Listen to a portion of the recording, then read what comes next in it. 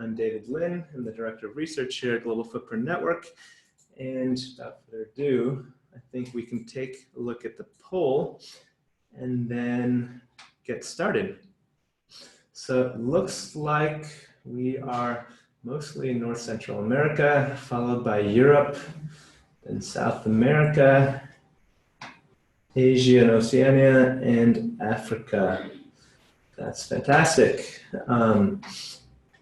Good morning to you all. It's 11-ish here. So I assume that still counts as morning. But let's get started with the agenda. I'll close this window on my screen. And so we've had a welcome introduction. This wouldn't be Global Footprint Network presentation if it didn't have at least a little bit of background on the ecological footprint and the national footprint accounts. So we're going to be giving a quick intro on that. And then we're going to be moving into footprint accounting for cities and briefly cover a bunch of different topics ranging from context, applications, methodologies, and then end with a couple general and specific examples and a guest speaker who I've introduced earlier. And we will have some time for Q&A at the end. So let's begin. I'm sure most of you are familiar with the concept of ecological footprint, but I'm going to give a very short few minutes to explain briefly for those that are new to it. So it's based on some very simple context, principles, and concepts. So the context is that Earth is finite. We only have one. It's pretty clear. It's pretty accepted. And that Earth serves as the life support and for our spaceship. It is our spaceship and our life support system for all life on Earth. Next, the footprint follows some very basic and well-established sustainability principles that make a lot of sense. These are also called Daly's principles. It basically says that we should not harvest things, natural resources, faster than they can regenerate, and we should not produce waste faster than waste can be assimilated. There's a few footprint accounting concepts that are central to the work that we do. And the first one is that human consumption activities can be mapped to bioproductive surface areas. And the second one is that not all bioproductive areas are equal in their ability. So this can make things a little bit hard to compare. And it's actually why we have the unit called the global hectare, which we used as the unit of measure for footprint and biocapacity. And the global hectare represents the bioproductive ability of a world average hectare of bioproductive land. So for a more technical definition, the ecological footprint is the measure of the ecological assets that a given population requires to produce the natural resources it consumes. This includes plant-based food and fiber products, livestock and fish products, timber and other forest products, and space for urban infrastructure, and also to absorb its waste, especially carbon emissions. The footprint can be divided into 6 subcategories, which include the fishing grounds footprint, the built-up land footprint, the grazing land footprint, the cropland footprint, the carbon footprint, and the forest products footprint. And these all relate to the types of consumption I described in the slide just earlier. So if you think about it in terms of accounting, what is ecological footprint accounting? Essentially, ecological footprint accounting measures humanity's natural resource metabolism. You can think of it in terms of supply and demand. So on the supply side, we have biocapacity, and on the demand side, we have ecological footprint. what this lets us say, if we want to say in very lay terms, is that ecological footprint accounting lets us answer the question of how much of nature do we use and how much nature do we demand. So moving on from the concept of ecological footprint to the practice, we then have the national footprint accounts. Now, the national footprint accounts are something that are very near and dear to me because I spent the last 4 years working extensively on them. And not only is it really cool and exciting because we've just launched the National Footprint Accounts 2018 edition. Some of you may have been with us last week when Laurel presented on this. But it's important for me to go over this a little bit because this is our core data set, and it is the basis of a lot of the other derived calculations that we do on footprint accounting. So as I've just said, the National Footprint Accounts 2018 edition has just been released. These include ecological footprint and biocapacity for over 150 countries, territories, regions, and the world for 1961 to 2014. There are two ways, or there are more than two ways you can take a look at the data, but the two main ways that we've provided free access to the data is through the public data package, which has just recently been updated, and the Ecological Footprint Explorer. These have a couple really cool updates this year that Laurel went through last week, and I just want to run through this really quick in case you missed it. The public data package is available on our website at the link you see below, footprintnetwork.org/public. And the new cool feature this year that we're really excited about is this country story matrix, which lets you look at different country factors and sort and group by different groupings of countries while seeing the full timelines of each country next to it. If you haven't had a look at this, please have a look and let us know what you think. The next one's the Open Data Platform. This is what we call the Ecological Footprint Explorer. You can find all of our data here at data.footprintnetwork.org. And you can find a number of different ways to visualize, sort, and compare our data to complementary metrics. It's really cool, very low commitment. Just start clicking through and see what you can find. As a note, the research team here spends a lot of time producing the accounts, and we rarely have time to do really, really deep and interesting explorations that we would like to do. So that's kind of why we created the Open Data Platform, so we can get other people to start exploring. If you find anything, please let us know. So what does the NFA tell us? I'm only going to go through a couple quick slides here to provide some context, but really this is the context that we live in. This is the reality. And that is, our latest accounts show that we use 1.7 times what Earth's biocapacity is. Earth is in the ecological overshoot. What does this actually mean? If we take a closer look and we see how this is broken down by countries, we see that there are a lot of countries in the red. There are plenty of stories to look into here, but countries in the red here represent ecological debtors. That means that, for example, the United States, who's in the red, the population of the United States consumes more than the biocapacity of the United States. One way they can do that is by importing goods from around the world. But you see here that the majority of countries are in deficit. They're biocapacity debtors.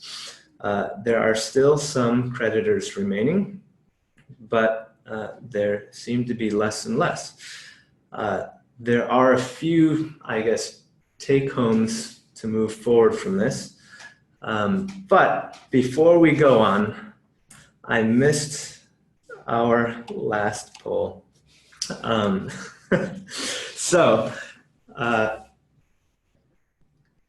If Laurel can pull that up, there's a little quiz here that I wanted to give. And we'll see how much homework you guys have done and what you've learned about the national footprint accounts. The question is, how many bioproductive hectares are there on Earth? Is it 12 billion, 20 billion, 2, or 800 million? I'm going to let this run for just a little bit. If you guys are really fast with the data platform, you might be able to even find this data, but we're going to close the poll before then, probably.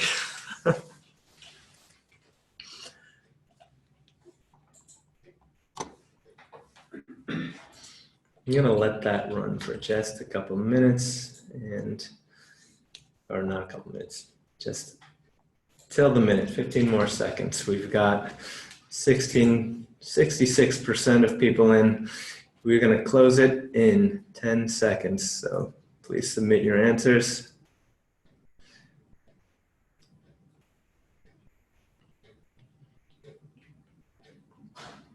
Maybe everyone's busy looking at the data platform, trying to scramble for the answers.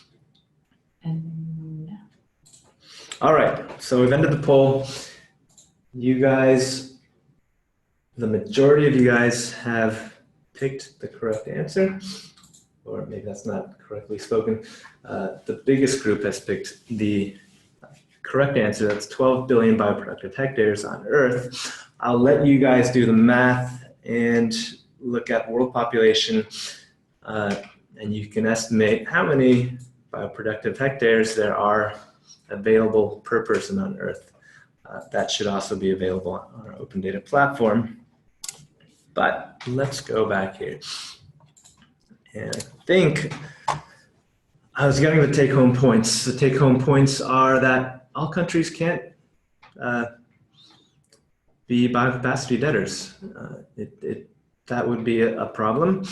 And consumption cannot keep increasing if we want to be sustainable.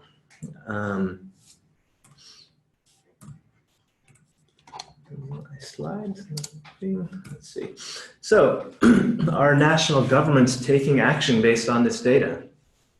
That is a very good question and probably kind of complicated, but I'd like to say for the most part, yes, but with some caveats. They are taking action. Global Footprint Network has spent a lot of its history working with national governments, and we continue to work with national governments. And what we have found is that there is one takeaway. National and international bodies are large and very slow moving. What is clear is that if we want to get somewhere faster, which we need to do, that change needs to happen faster. And this leads us to cities. So, it's a nice picture of Earth at night over Europe from NASA. By 2050, the world population is expected to reach 10 billion people.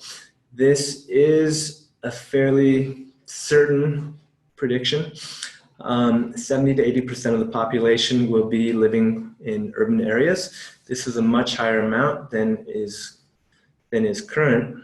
And understanding this, we can say that the battle for sustainability will be won or lost in cities. Now, if you guys are here for the city webinar, you're probably aware of all these things and more. You know, cities are hubs of all kinds of things: social, economic, innovation, population, etc., but also consumption. And cities are where the action is happening. There are cool things happening. There's a lot of action going on. There's a lot of policy work. It's where the rubber meets the road. It's the, I guess, lowest scale where government interacts with citizens. And it's where people interact with resources, where people consume resources. It really makes me think of this last figure, where we can see how big people have become and how nature is the same. So how are cities looking at global, national, and regional resource situations in order to minimize their resource-related risks and maximize resilience? there's a few ways that cities can use the footprint to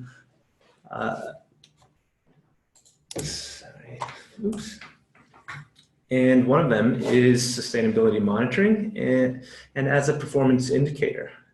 As a start, you can monitor trends to see which way they're going. The footprint can be used as an early warning tool to address urgent issues. In terms of headline and issue framing, the footprint is one of the few integrated sustainability metrics that kind of breaks down the problem of silos, but not only does it do that, it is equally applicable to scales from individuals to cities to regions and to the earth. Having this systems approach and scalability, it allows us to understand and look at problems differently and from a different perspective.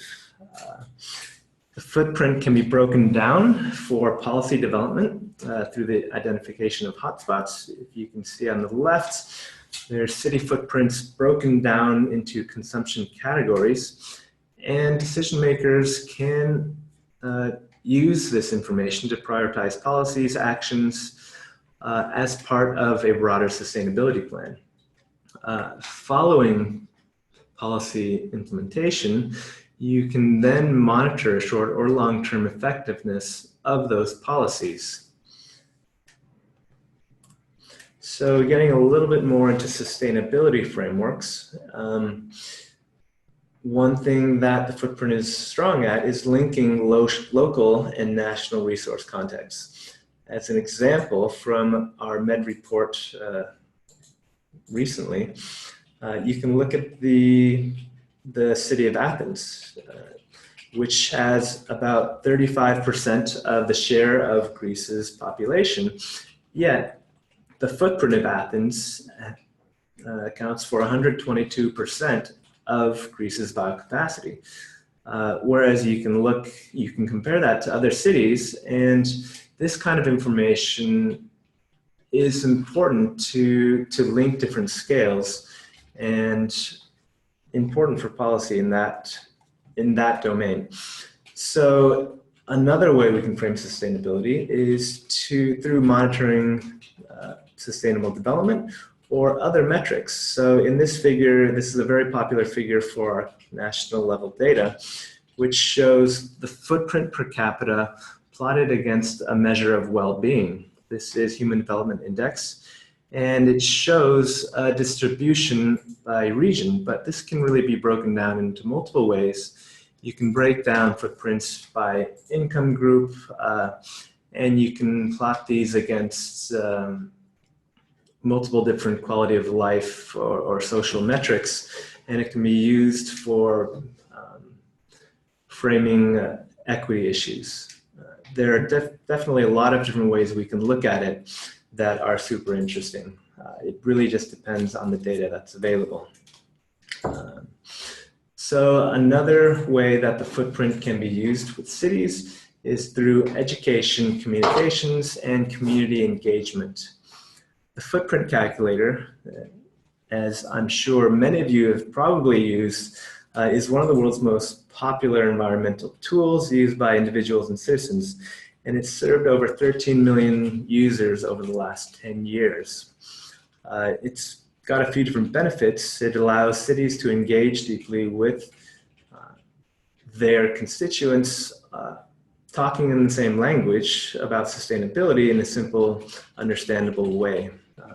It inspires users to move from awareness to action, and in general, it's visual and easy to understand. So I'm going to move on to the next section really quickly, and it's going to be about a very quick kind of overview of city footprint methodologies. And before we kind of transition into this, I'd like to throw up the last poll here. In our morning session, we had quite a few academics, but let's throw this poll up on the screen as we move forward and see kind of what is your connection to sustainability, and answers are coming in really fast. It looks like a similar breakdown moving forward. It's not a full quiz. We'll probably end it, give it 10 or 15 seconds here.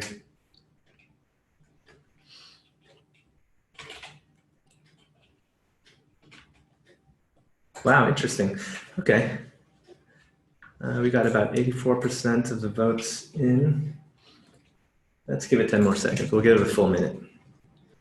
I think we're doing, I might need this. Yeah, we're doing okay on time. Close it. Yeah, let's give it 2 more seconds. Throw your votes in now, and we're going to close it. So it's a little bit of a different breakdown than this morning, more enthusiasts, which is a great sign. This morning we had the most from academia, and we have about a similar amount from city government, NGOs, and others. That about right? Yeah. All right.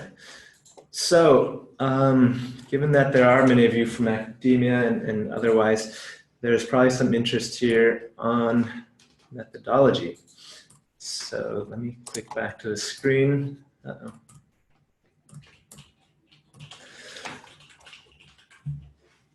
So there's a unique property of the footprint accounts, and is that the ecological footprint is a consumption-based account, and this is in comparison to a production-based account.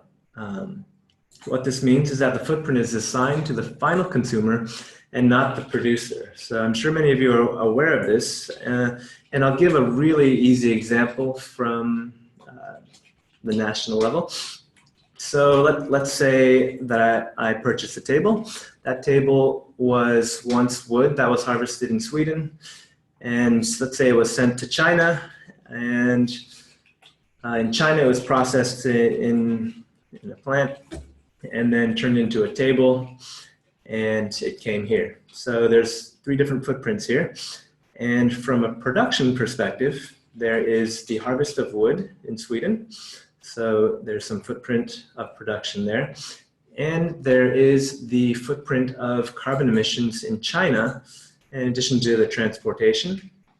And that's how it would look from a production perspective. From a consumption perspective, we would say, okay, all of those footprints, the footprint of harvesting that wood and the footprint of carbon emissions that are embodied in that product, all the way till it got to my desk, belong to me. So if we were talking about the individual scale, we'd be saying, okay, that is my footprint. Or if we were talking about a country, we would say that footprint is part of the consumption footprint of the United States. Now, there are 2 pretty well-established methodologies for addressing the data challenge, calculating consumption, and in the end, it really is just a data challenge. These methodologies are called very briefly the top-down and the bottom-up approach. There's a lot of literature on both of these, so I'm not going to go into a huge amount of detail, but essentially a top-down approach is a national to subnational scaling, and it can be kind of hybridized with local bottom-up data, but essentially it's scaled based on the relationship of local to national data sets. Without saying that much more, it is the methodology that Global Footprint Network has used more often than not, mostly because some of our projects have to do with comparisons across multiple cities. And for cost efficiency purposes and for kind of comparison across cities, it's generally easier and more effective. Now, the other method is the bottom-up approach, and it's also well established. This basically consists of collecting a lot of local detailed consumption data, and essentially one method of doing that is trying to collect a complete set of data and doing an LCA based on what we believe would be the complete set of data. Now, both of these methodologies have their pros and cons, but they've also come a long way in the literature, and there have been numerous studies moving these forward. As I mentioned in the previous presentation also, some of the most, I'd say, awesome work in bottom-up approach is what Jenny Moore has been doing in Vancouver. And I saw her name in there today, so I said hello to Jenny, and in a few other places, but I think most well-known work is done in Vancouver.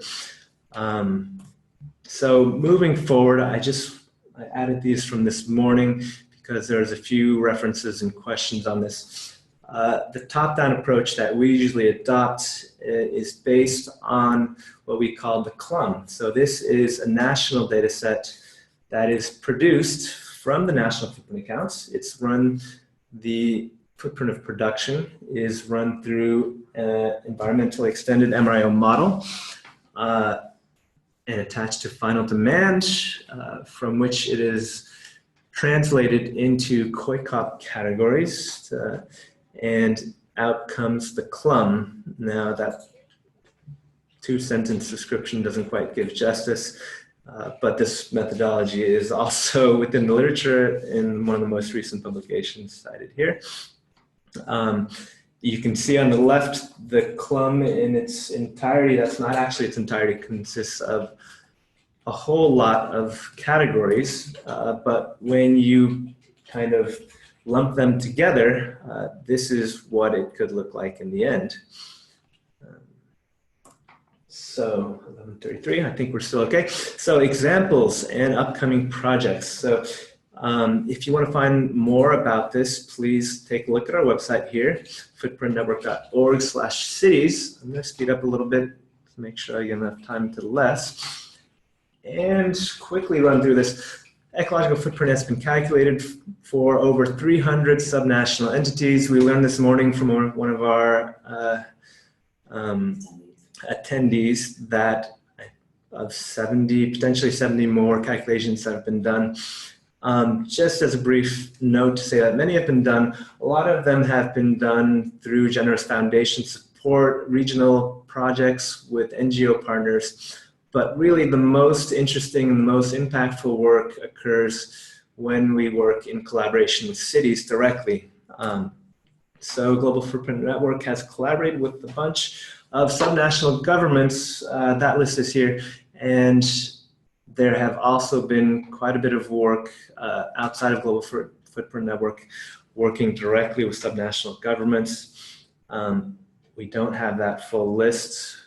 Some of it is quite unknown because the footprint is very popular in China and other countries, but we welcome if anyone has knowledge to let us know, because we will highlight that. One thing that I really wanted to talk about and that we're really excited about, I'm going to quickly go through, is our project working with 6 cities in Portugal. It's a novel multi-year project with partners Zero and the University of Aveiro. And why it's so interesting is that we're calculating the footprint and biocapacity of these 6 cities as usual, but footprint and biocapacity performance is going to be tested as a way to allocate state funding for cities. I think this is a really neat approach, and in future years we're combining this with city engagement by producing custom city ecological footprint calculators for each city for them to use that data and that to communicate with their citizens. At this point, we are now going to move on to Les's presentation, and he's going to talk a little bit more in detail about how the footprint is being used in Calgary.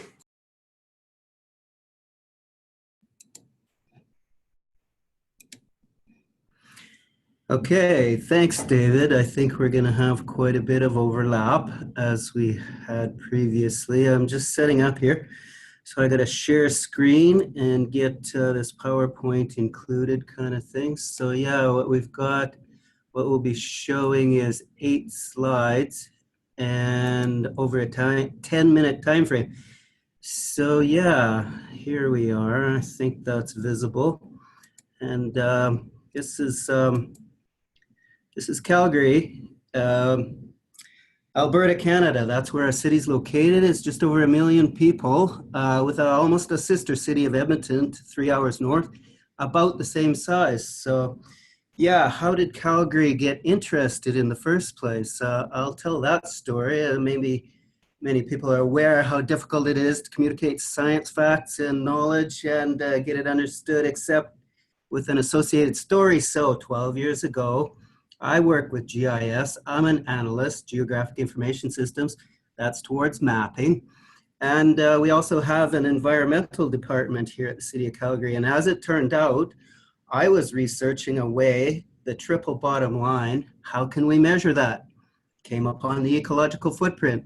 And as it turned out, the environmental department had a couple years earlier come upon that very same measure, and they were working with it as well. So we've worked in sync with each other over a few years. Things have changed definitely over the last decade, but yeah, that's how Calgary came to start using the ecological footprint for a city. So yeah, you see where Calgary is, and talking a little bit about what David was talking about, the clum. This is how we sort of summarize it. Sometimes I'll look at a group of people and I'll cross my fingers over top of each other because it's a 6x6 matrix. But you got to talk to people language. And in my world, it's planners. So they're most interested in mobility and housing. Housing could include buildings as well. But when you overlap that, that matrix and you pick out just housing and mobility and the carbon overlap, clearly housing and mobility have a huge component that's carbon. So we really try to focus on that part of it. So the City of Calgary got a clum in 2008. They got one in 2010, an update. Then they got another one 3 years later, 2013. So yeah, that's one of the ways we've been updating the data as we go along. In my case for the planning department, but in coordination with the sustainability department. So this just, to summarize what's happened at the City of Calgary, one of the best sources, it's called How Many Planets, and it's published in Plan Canada. That's the National Journal for Canadian Planners. And this comes directly out of that publication. So what we can show here is that this is Calgary. And I always like to emphasize the different units available from the Global Footprint Network. So planets or global hectares or tons of carbon, or in this case, here in Alberta, we now have $30 a ton carbon tax on carbon itself. So yeah, we can talk dollars if we want to kind of thing. But in this case, what we're showing is global hectares. So working in GIS, maps are the favorite thing here, and we can show the hectares in real hectares. So you can see that that's Calgary, the red image in the middle. That's the city limits, and the circle surrounding it are the global hectares that make up the ecological footprint of Calgary. So it's 100 times as big. Calgary city limits are 1% of the land area that the ecological footprint represents. You may also notice that we overlap with that sister city, Edmonton, up to the north. And this is how we summarize the clum sheet also over to the left in that Plan Canada publication. Yeah, so what we do in Calgary is we break the city down. We first get the ecological footprint calculated for the entire city by GFN. I believe they start with national numbers, Canadian numbers. Then we take that number and we redistribute it across the city at a postal code level, which is about a city block. So this is a sample of where you can see some of those postal codes for a development that was of interest. So you can see it varies from block to block to block within the city, all components of it, but we emphasize the change in housing and the change in mobility. So we can show this to planners and we can show them the The triple bottom line is what they talk about, so the sustainability issue of their triple bottom line. We also show them that we can measure towards targets. So the city of Calgary has a 2020 carbon reduction target, and we have shown the planners that they can measure the planning component towards that target. And we can also talk about other targets like a 2050 target and how much has to happen to achieve that. Also the global target, which is 2 degrees or often 1.5 degrees now from Paris. The other thing we can do with, for the planners in this case, is we can show them what their plans are going to do. So these are 2 sample plans. So Keystone Hills is in far north Calgary. Downtown West is a redevelopment plan in the inner city, right downtown Calgary. Keystone Hills is actually a greenfield development, so it's converting farmland into housing and development. So we can show that we can compare the different plans, and clearly the inner city development is less carbon intense and footprint intense than the greenfield. And we can also do scenarios comparisons. So I always like to emphasize scenario number 3.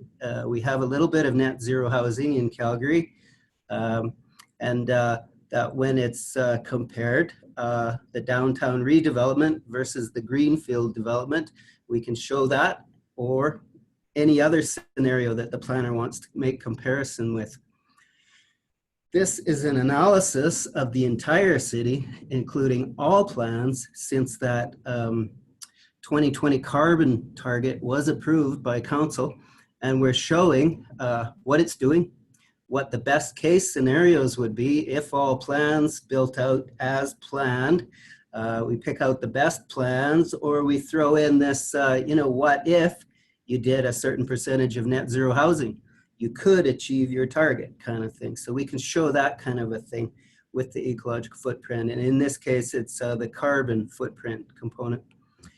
So yeah, this is again another shot from that Plan Canada article. That's How Many Planets is the title of the article. We presented that actually at a conference in Vancouver as well. So you can see the downtown west, that's the community right in there, and it's 27% below the citywide average. We can show that. It's not marked, but the far north community here is Keystone Hills. That's the greenfield development. So it's 6% above. So yeah, we can show to our planners that we can measure their plans. We can project their plans into when they're developed out.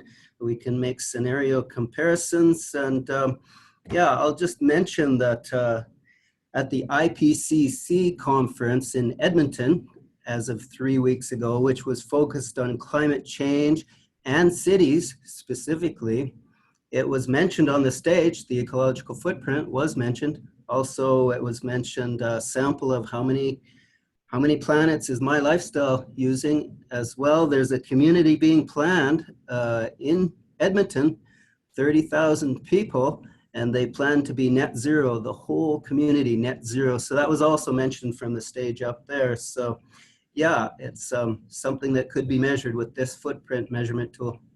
Okay, thank you.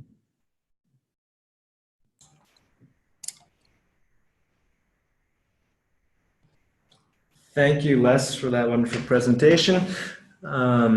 Sure there will be a lot of questions coming in on that.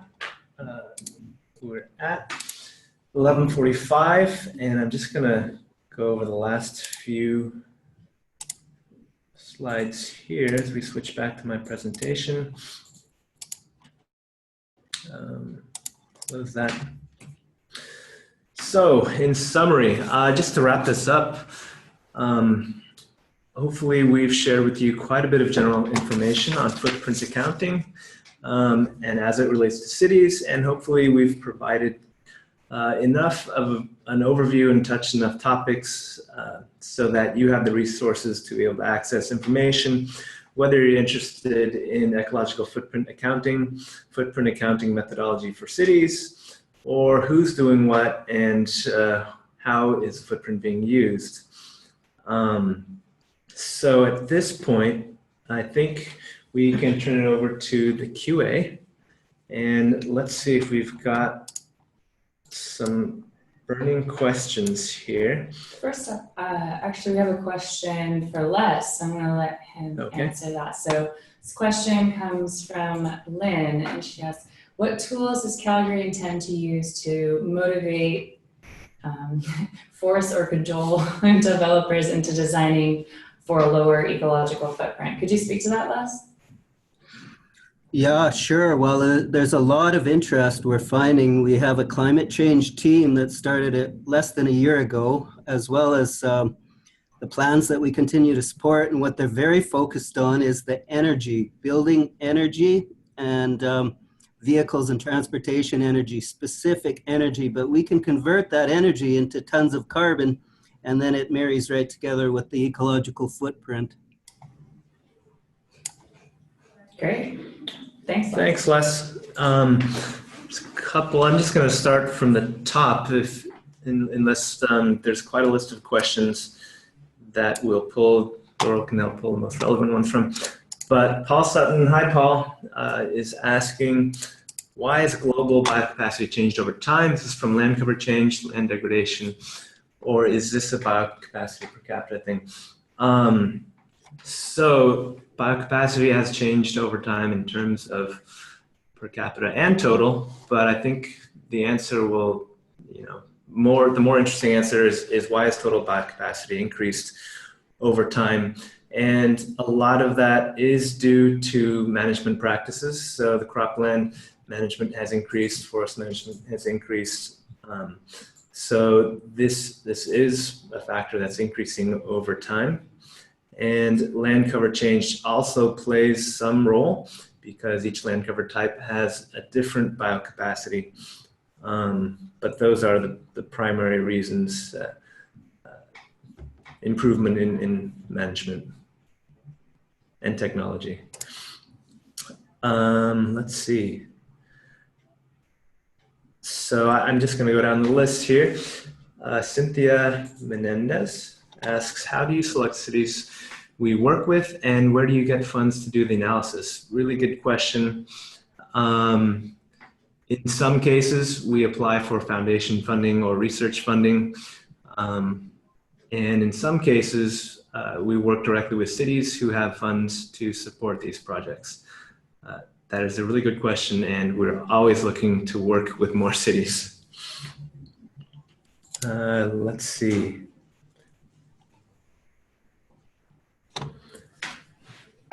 Laurel, do you want to take the next one? You've usually got the best answer. I'm sorry, which one are you referring to? That one.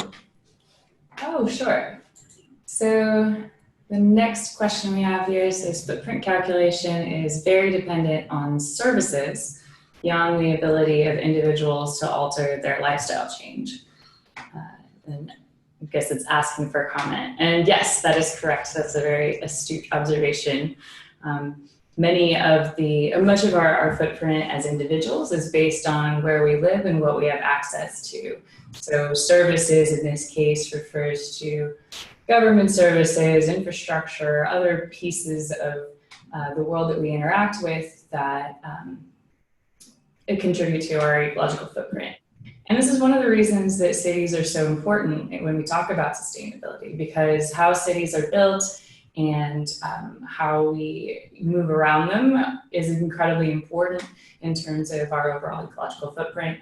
And that's something that we have some control over in terms of the choices that we make. But in many cases, some of those choices are reaching out to our decision makers and folks in planning departments and encouraging the people who are in positions to make those decisions to give us the best opportunity to be sustainable by providing methods of transportation and energy that are aligned with the one planet living.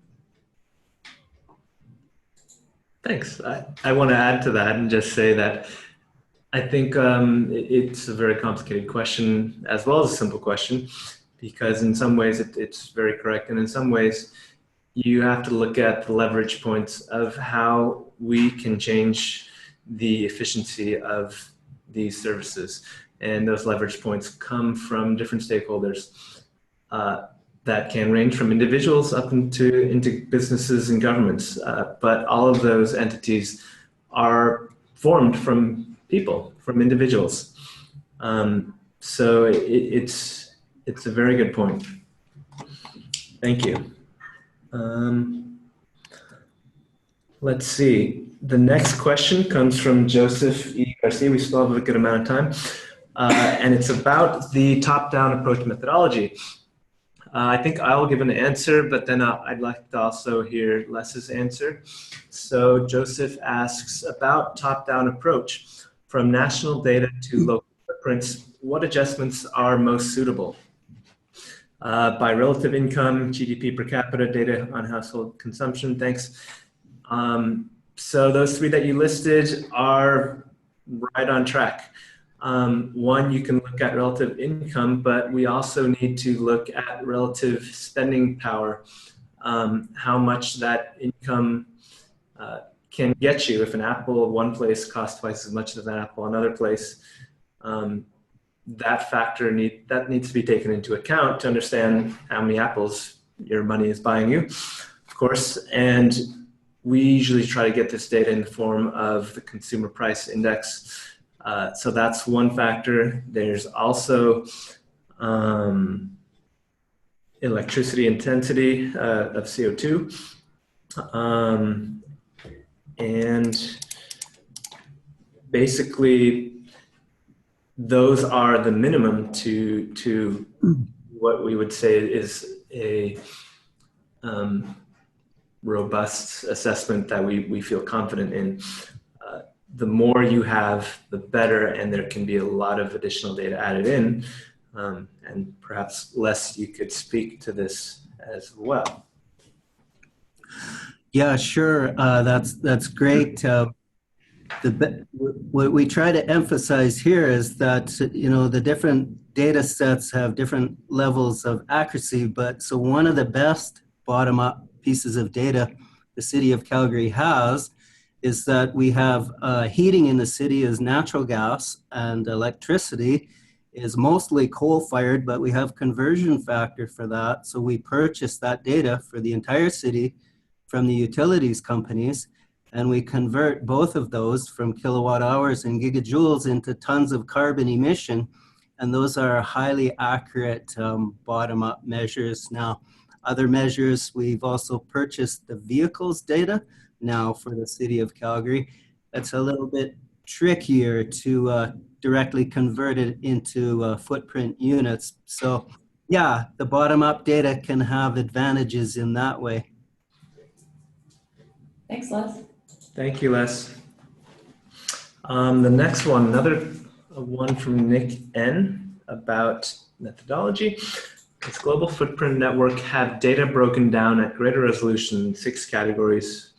I think we already saw the multiple categories, but then there's more detail here. For example, electricity, then broken down into end use, such as lighting, computers, etc. For that specific example, electricity, we do not have electricity broken down by end use lighting in terms of footprint, or the footprint of that electricity, I would say.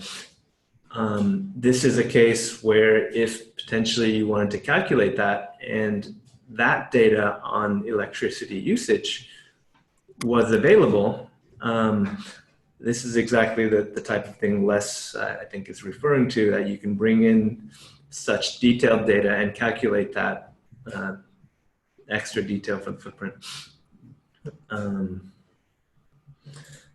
Let's see.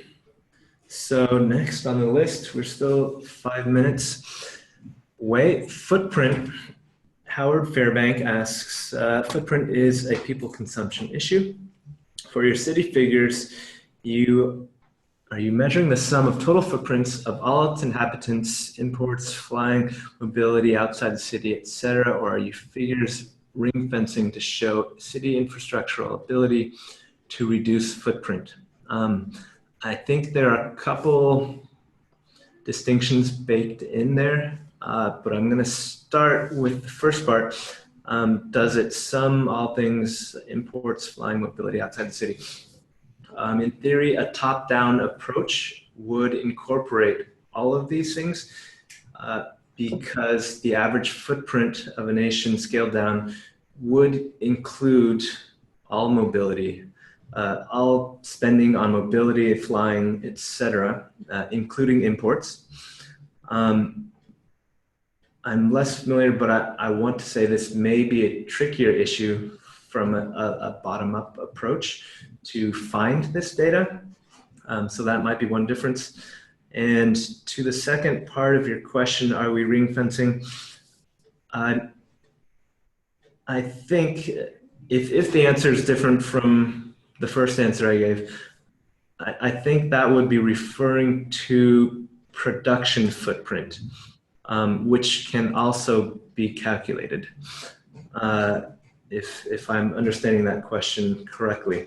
So you can calculate a footprint for that specifically, but the one we generally calculate is a consumption-based. Was there another question on the list? Let's see.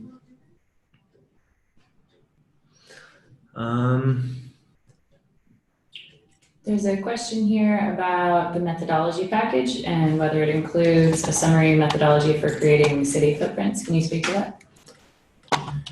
Sure. We don't have a specific methodology package, but there is quite a wealth of literature. I think, have we sent out a couple links in this webinar yet? There is a methodology for footprint, and if you look on my slide for, let me just flip back to that slide.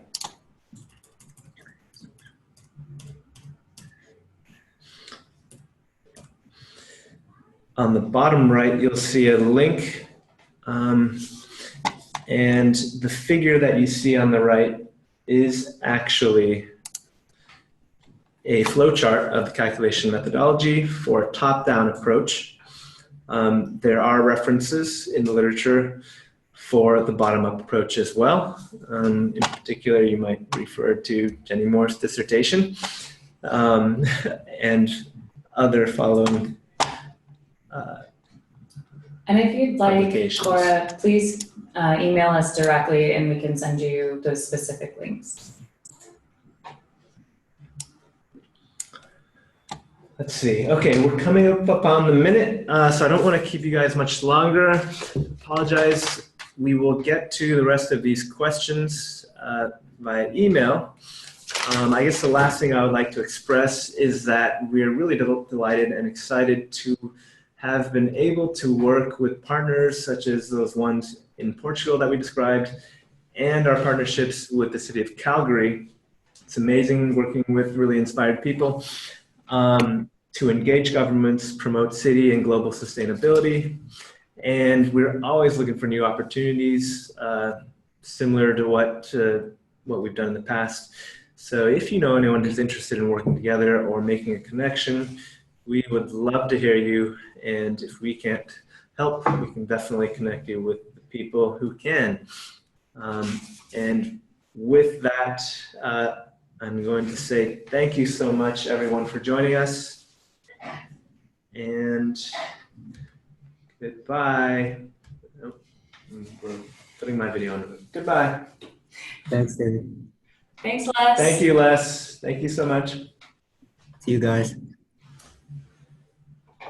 Bye-bye.